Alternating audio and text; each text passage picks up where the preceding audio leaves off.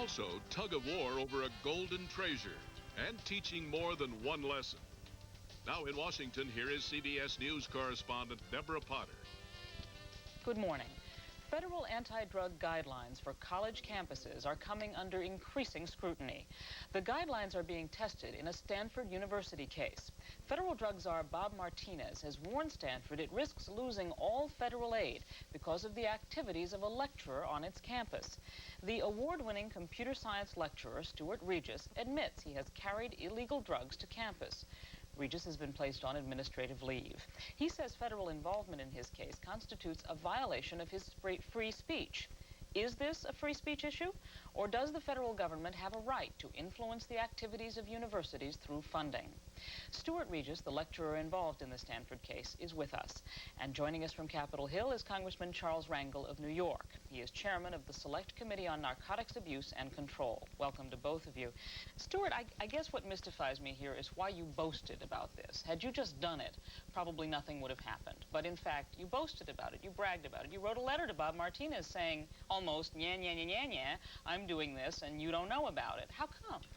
Because I don't believe that people in Washington should be deciding the policies for universities. I very much resented the fact that the government forced a policy on Stanford that nobody wanted. Our previous policy was to respect people's privacy as long as they behaved responsibly, and I think that's the appropriate policy for a university. So to express my protest, in essence, I wrote this letter to the student newspaper mentioning that I have carried illegal drugs in my backpack on campus and continue to do so. And I've written various letters to the government to let them know also what I'm doing. Do you think that's behaving responsibly? I believe that I actually am an example of a responsible drug user. I believe that the government believes there is no such thing, and the kind of view of drug education that they have is a very one-sided view. I guess in essence I'm trying to say there's another side to the story, to let people know that there is another side to the story. And I think the main reason that I'm here today is because the government wants to silence me. Congressman, what do you think? Is this responsible behavior that should be treated with the right to privacy, or is something else going on here? I think if Stuart Regis wanted to make a point as a citizen or to test whether or not he was entitled to any protections under freedom of speech, that he certainly should not have jeopardized the funding of the university or the prestige and reputation of the university. Clearly, when you are a senior lecturer or professor or someone that's held out to be a former of opinion and thought for our youngsters, we should expect a much higher standard of conduct than someone that would advocate not only a violation of existing law, whether you like those laws or not, but clearly conduct that is detrimental to the health of the students involved. So it just seemed to me to be unfair to his employer, unfair to the university, his prestige and credibility, but most of all, unfair to the students. Well, I think that there have been unpopular laws, and people have decided to fight them. I think that right at the moment, the popular sentiment is very much against the use of drugs. I don't believe that universities should be places that enforce popular sentiment. I think that was the mistake that we made back in the 50s in persecuting communists, and I think we've decided that that was a mistake and that that shouldn't be happening. Universities should not come under that kind of pressure. And actually, I'd be very much interested in what kind of conduct you think I've done that's put these students at jeopardy. Well, I may be misinformed, but in reading the press, I was under the impression that not only did you use drugs, but you advocated that other students use drugs. Now, I may owe you an apology, but drugs certainly have been proven to be a dangerous substance, and for an adult, especially a senior lecturer, to encourage youngsters who probably have a lot of respect for you merely because of your title. And not only that, but since you have received credibility in your given profession, they have probably professional respect for you. And there is a tendency to emulate those people that we respect. And that is why, whether we're dealing with politicians or whether we're dealing with sports heroes, I think that a higher standard should be presented for those people who violate drugs, and a higher sanction and penalty when they're convicted. Okay, several answers. You're more or less right. There was a private conversation that I had with a student that's gotten a lot of attention. This student, based on the article I'd written, asked me whether or not he should experiment with MDA. And he had experimented with other drugs before, including LSD. In essence, I told him that his fears were unfounded and that if he's going to experiment with drugs, this is a very good drug to experiment with. That's kind of the basis of what a lot of people are upset about. I've never given the general advice that everybody should do drugs. I've never felt that. I think that everybody needs to make their own decisions based on reasonable information on both sides. Well, I'm glad to hear that you didn't give that general advice, but even that specific advice. For someone to come to me as a member of Congress, a young person, and ask my opinion about something that is so personal, and to be dealing with a dangerous drugs without any training or qualification to administer drugs, and to tell them that, in your opinion, that they have nothing to worry about. I mean, this is something that I don't think you would do in front of the student's parents, or something that I think Deborah's already asked you this, how you feel so particularly proud of what you're doing.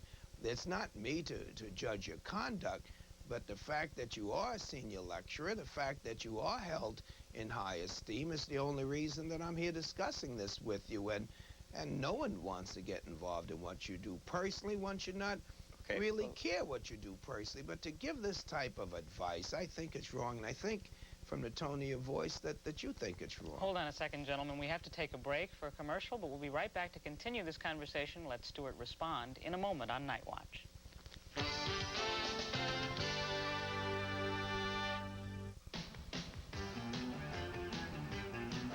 Looking for someone special? The Love Line is the answer. Looking for new people? The Love Line is the answer. Looking for romance, love? The Love Line is the answer. Connect with interesting, exciting people. Make new friends or talk to someone special. Call 1-900-646-7900. The Love Line is the answer. Call 1-900-646-7900. $2 a minute. Adults only, please. I know he's out there, somewhere. The man of my dreams. I wonder if I'm ever going to get the chance to find him. Join the National Singles Club, an exclusive national network of serious and selective singles committed to finding quality one-on-one relationships. Call 1-900-820-3111. We may already have the name and phone number of the man of your dreams. Call 1-900-820-3111. $3 per minute. I've been a reading teacher for over a generation and have used many methods. Then I tried a reading program called Hooked on Phonics, and the light went on. My students took to it immediately, and I was amazed at their desire to learn.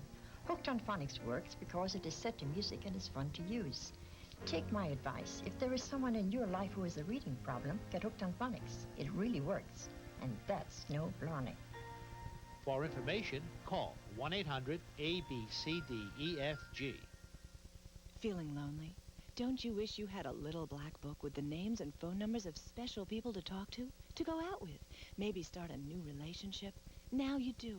It's your little black book. Call now. Get real phone numbers of real people who want to hear from you. Dial 1-900-646-7800. They're waiting by the phone, so don't be alone. Consult your little black book. Dial 1-900-646-7800. $2 a minute, adults only, please.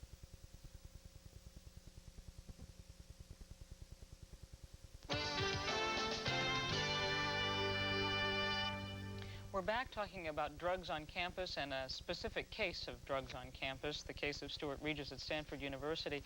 Stuart, I'd like you to be able to respond to some of the things Congressman Rangel has said, but let me ask you the question this way. Don't you think that as someone with a position of authority on a campus where there are kids, I mean, we're not talking about, you know, adults who are in their 30s or 40s, but kids, and you're in a position of some influence over them, don't you think you have a special responsibility to abide by the law and to advocate abiding by the law? All right, well, actually, let me address you used a word that I'd like to talk about. You used the word kids. I think part of what we're discussing here is whether or not these college-age students are children or not. I think if you ask people in this country, is it a problem that kids do alcohol and drugs, children do alcohol and drugs, there's almost universal agreement. That is a problem that we must do something about. As you say, there's disagreement about what about people in their 30s and 40s.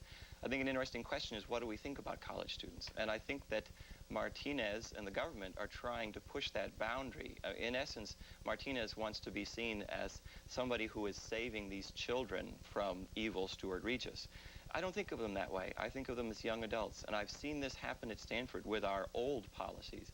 These students learn to make their own responsible choices while they spend their 4 years at Stanford, and it would be inappropriate for me to treat them as children. Congressman, is that a valid distinction, given that we're talking about something that's illegal?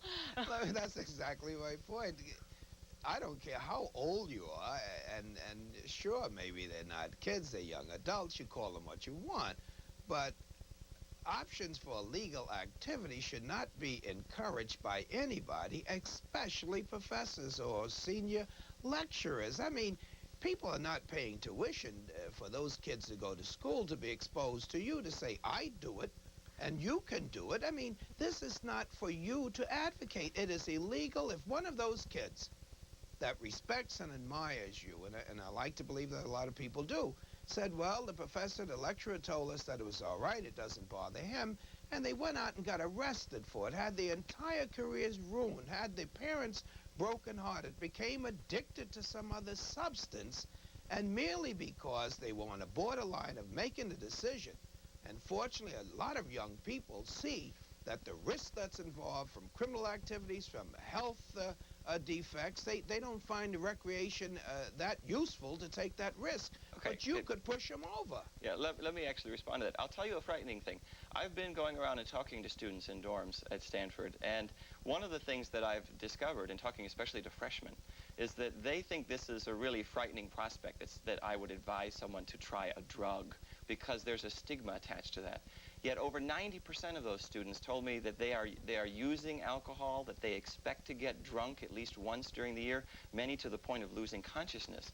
It seems to me that to win this war on drugs, what we're doing is creating a generation of alcoholics, and I don't see that as in any sense a victory. Stuart, anytime, I agree with you 100%, and if you want me to march with you in the war against alcohol, let's do it, but how can you say, because so many of them are abusing their minds and bodies and abusing alcohol, that you telling them to join the abuse with drugs, I don't see your point. Let me raise another point here, which is what Stanford has done and what the federal government has done. Would you have had a problem if Stanford had read your letter in the newspaper, said, whoop, that's not what we stand for, and suspended you? Is your problem actually with the fact that the federal government stepped in and said, bad guys, Stanford, you could lose your money as a result of this? Well, in essence, I tend to believe that private institutions should be able to set their internal policies, but I don't believe that anyone at Stanford really wants to fire me over this issue. I don't believe the issue would have existed if it weren't for the government pressure. Well, how do you feel about the government's position, Congressman? Is this law interfering with Stewart's or anyone else's right of free speech, or a university's right to decide who should or shouldn't teach on campus?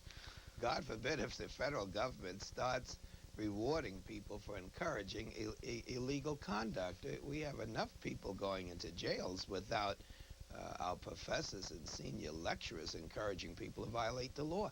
I don't see where Mr. Martinez, Governor Martinez, had any choice except to alert the university that if they condone this type of conduct, then federal funds would be held in jeopardy. I'd like to believe that whatever state and private funds, that people would act accordingly. Let me actually answer the law question in a couple of ways. There are unjust laws in this country. For example, in the state of Virginia, it is illegal for gay people to participate in homosexual activity. And if you would be suggesting that a faculty member at UVA could not suggest to gay students that this is an unjust law and that they should ignore it, I very much disagree with you. And a second, I think people have the right in this country, it's one of the hallmarks of our democratic system, to be able to openly defy laws. And if you're telling me that I can't try to enlist other people in that open defiance of the law, you're telling me that I can't even complain about the fact that this law exists. I guess now, what I'm saying, Stuart, is that I'm not saying that you cannot do it. I say that it's unfair for you to jeopardize the university's credibility and the other students in doing it. If you want to openly test these laws, you ought to do it and you keep aligning yourself with unjust laws and whatnot. Test the law. Go to court. No. Use drugs in the street and go to the precinct. Go to the police station. Take out your drugs and test the law. But I agree with you. Don't let the other students what you guys are involuntarily become victimized by your quote leadership. Well, I don't think that the government should be making this choice. I mean, if Stanford really cared that much and they think that I'm hurting their credibility, it should be Stanford's choice, not the government's choice. You Well, shouldn't Stanford be has made some kind of decision. I don't think it was wait, strong enough, but they made a decision. That's actually an important but point. But I would give Stuart this much. They made the decision only after hearing from right. Bob Martinez. Let's take a quick break. Bob Martinez, He did. He asked for it. I mean, that's where we started this conversation. Let's take a quick break because we did raise the issue of free speech, and we haven't really gotten into whether that's the question or not. We'll do that when we come back on Nightwatch.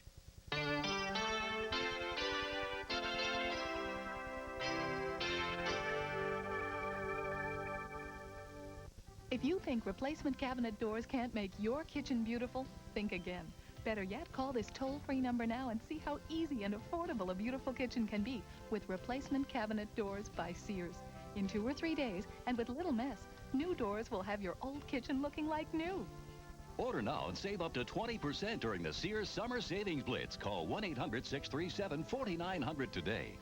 See for yourself the beauty of Sears replacement cabinet doors in your kitchen. Here she comes. Here's dessert, lady. So I can know. Ooh, there's only 3. These look good.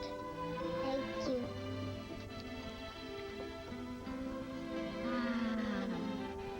Oh, you didn't get one. Do you want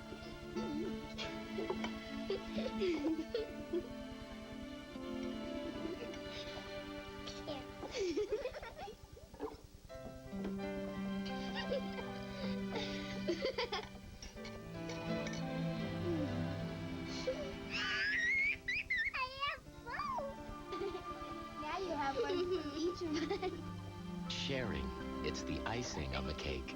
From the Church of Jesus Christ of Latter-day Saints. Life for a teenager can sometimes be confusing and difficult. More so, perhaps, if you're an adopted child, struggling to fit all the pieces together. The counselors at the Post-Legal Adoption Program of Family and Child Services can help.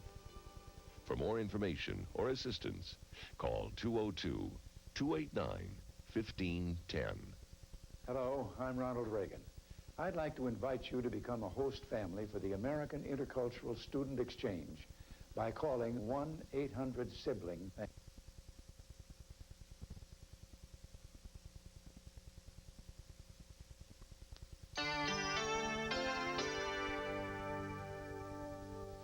Back talking about the case of a Stanford lecturer, Stuart Regis, who has been put on administrative leave because of his open defiance of drug laws. Perhaps that's a quick way of summing up your situation, Stuart. Let me ask you, because you raised the issue of the 1950s, and you said this is the 1950s revisited. Yes. We punished communists for what they believe, now they're punishing me for what I believe. That's right. Is this really a question of free speech, freedom of choice, in your opinion? Absolutely. Think of it the following way. If the government believes that I have violated laws, they should take me to court. They should give me my day in court, and if they can convict me in a court of law, and if Stanford then decided to fire me, I think that would make sense. I think that it's a reasonable thing for Stanford to say that if the government is convicting people in this way and the people are still unrepentant, that it would be reasonable to dismiss them. Stuart, hold on. But you may be a good lecturer, but I'm a former federal prosecutor, and if you really want to test your freedom of speech, I can tell you all kinds of ways of how you can get busted and prosecuted and test the law. You tell me how I can be busted or prosecuted for what I've done so far. No, what you have done is not test your freedom of speech or your right to test the law. You haven't done that. You have tested whether or not you can tell this to other students to violate the law, and still have tenure or still be employed by the university. And so what you have done, you're testing other people's rights, not your rights. There is a legal definition for incitement, and all of my legal advisors have assured me that I am so far from satisfying that requirement, it's not even worth considering. But if you really want to test the existing laws as it relates to narcotic drugs, all you have to do is get your paraphernalia and get your drugs, go to the local district attorney's office or go to the police station and say, hey, look, I don't like the laws and I'm testing it. That's not what I'm testing here. I am certain that you'll get a jury trial. I understand. That's not what I'm testing here. What I'm testing here is not the war on drugs itself, but the limits on the war on drugs.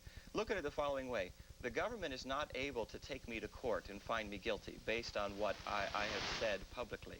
And so, in essence, I can't be punished by the government. But the government is trying to force Stanford to punish me by taking away my job. So in essence, the government is asking Stanford to become a partner in this war on drugs to extend its ability to punish drug users in this country. And that's exactly the same kind of thinking that happened in the 50s. And see whether you have any argument the way I look at it. Sure. That the United States government should not be involved in subsidizing in whole or in part any institution of learning where members of its faculties encourage youngsters to violate the laws of the United States of America. Do you find any difficulty with that language? Absolutely. What you're trying to say is that the government is going to decide what kinds of opinions can be expressed at a university. Well, suppose you thought that rape was not a crime. Suppose you thought that that assault and battery. Suppose you thought that things that really you don't believe in, but you just want to test whether or not murder should be prosecuted. Do you think that you should be allowed to tell students that, in your opinion, this should not be the law, and when they ask you advice, say you do it because, in my opinion, rape, sodomy, murder, all these things, in my opinion, should not be on the law books in the first place. And then you find the city and state government subsidizing your right to say these things to students who go to this particular institution to learn what is right and what is wrong. This actually points out the fallacy, the problem with government funding, that you can then hold as blackmail. Let me just respond that Thomas Jefferson, I think, answered this very well in his own time when he was discussing the issue of whether or not we should require that people be Christian, in essence. And what he said is that truth needs no legislation. It is only error that needs legislation, and I believe that that's true in this case as well. If you believe that the opinions that I'm expressing are inappropriate, the best thing to do is to get many people to express other opinions. And if you want to win on those grounds, that's the way we do battles in the university, because we are a place where we cherish what Jefferson called reason and free inquiry. Well, not legislating of opinions. When you say we, you know, you really have worked up a good profile and courage to put at risk the funding of the university and your job. But I really don't see where you've done anything to change the laws that you find so distasteful. What I would like to do is I'd like to get you out of the business of trying to set policies in my university. There is a whole nother set of issues, which is the drug war itself. That's actually not what I'm addressing here.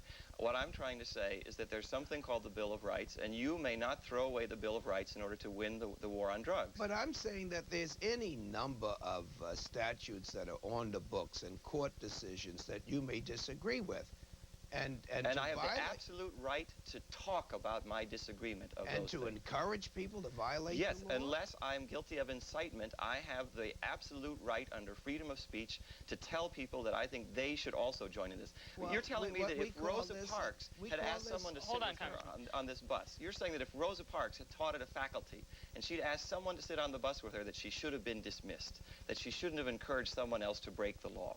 That's crazy. I hardly believe that the right to be seated on public transportation could be held as an analogy for someone actually using dangerous drugs and encouraging young people that they should violate the law, where all of the medical statistics would show that, as you pointed out, that alcohol is bad for you and these drugs are bad for you. And so here you are encouraging what is illegal and, in my opinion, immoral behavior, and you have the chutzpah and the audacity to put yourself in the same category of Rosa Parks, where people are being separated because of their color of their skin, paying the same amount of money for transportation, and she takes this moral position, and you're saying, I'm doing the same thing by telling kids, hey. I did not say that. Well, I've not I don't know why you would Rosa mention Parks. her name. Because and you've been talking example. a lot about civil rights, you know, and I just wonder, you know, why don't you keep this with freedom of speech and leave civil rights out of it? I was giving an example of an unjust law. I did not say that my fight was the same as Rosa Parks. You seem to have this mentality that if I am encouraging a student to break a law, then that is professional misconduct. And I've given you, I think, several good examples, the anti-sodomy laws and the Rosa Parks case. I've given you examples of laws that are unjust. Let me take it one step further. Expect there to be unjust laws, we need to be able to protest them. If these laws were not on the books, I would think that you are wrong. Let's talk about what you were talking about earlier so that you would have a feeling of how wrong I really think you are and how lenient I think that Stanford was with you. Clearly, buying and drinking alcohol is not illegal. And if you were telling kids, strike that out, if you were telling young adults that in your opinion, drinking liquor, you know, was nothing wrong with it, and getting drunk, there was nothing wrong with it, and you should do what you should, I would think that there should be reason to censure you for doing that. We're out of time. We don't have time for Stuart to respond, but I think we might have an idea what he would say. We're going to have to go now, but thank you for coming in to discuss this very interesting question. We'll see how your case comes out, Stuart. We'll be back on Night Watch in just a moment. Please stay with us.